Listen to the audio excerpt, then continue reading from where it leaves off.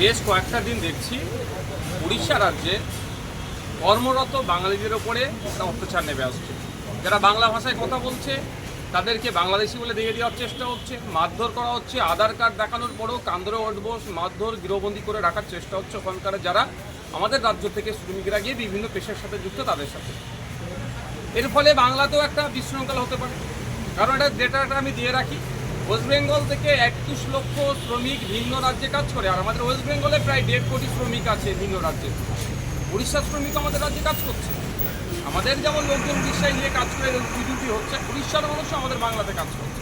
তাদের সাথে যে আচরণ হচ্ছে উড়িষ্যা সরকারকে সেই জন্য অবগতি করার জন্য এখানে আপনার সেক্টর অফিসার আছে, সেক্টর অফিসারের মাধ্যমে উড়িষ্যা সরকারের যিনি মুখ্যমন্ত্রী আছেন তাকে জানানোর জন্য অবিলম্বে এগুলো বন্ধ করা হোক, বাংলা ভাষা বলার জন্য বাংলাদেশি তকমা দেওয়া বা তাদের উপরে যে অত্যাচার নেমে আসছে বন্ধ করা হোক, আর যারা এই ধরনের বিশৃঙ্খলা করতে চাইছে তাদের বিরুদ্ধে ব্যবস্থা গ্রহণ করা হোক। এই মর্মে আজকে এসে সেক্টর অফিসারকে একটা ডেপুটেশন দিয়ে গেলাম।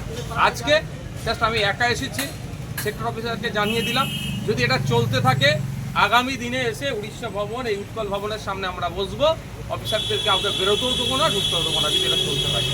আর একটা কথা, ওটা কোনোভাবেই আমি চাই না, আমি করবও না বা করার পক্ষও না, কিন্তু এটাও মনে করিয়ে দিয়ে এসেছি সেক্টর অফিসারকে যেখানেও কিন্তু উড়িষ্যার প্রচুর মানুষজন বিভিন্ন রুজি রুটির সাথে যুক্ত আছে, তারাও কোনো রকমভাবে ডিস্টার্ব হোক আমরাও যেমন চাইবো না, ঠিক একইভাবে উড়িষ্যা সরকারকেও দায়িত্ব নিতে হবে এদের এখানকার নিরাপত্তা যাতে সুনিশ্চিত থাকে। যেমন বাংলা সরকার দেবে এদের নিরাপত্তা, বাংলার পুলিশ দেবে, ঠিক একইভাবে উড়িষ্যাতে যে সমস্ত বাঙালিরা কাজ করছে তাদের নিরাপত্তা সুনিশ্চিত করার দায়িত্ব উড়িষ্যা সরকারকে নিতে হবে, উড়িষ্যার পুলিশকে নিতে হবে।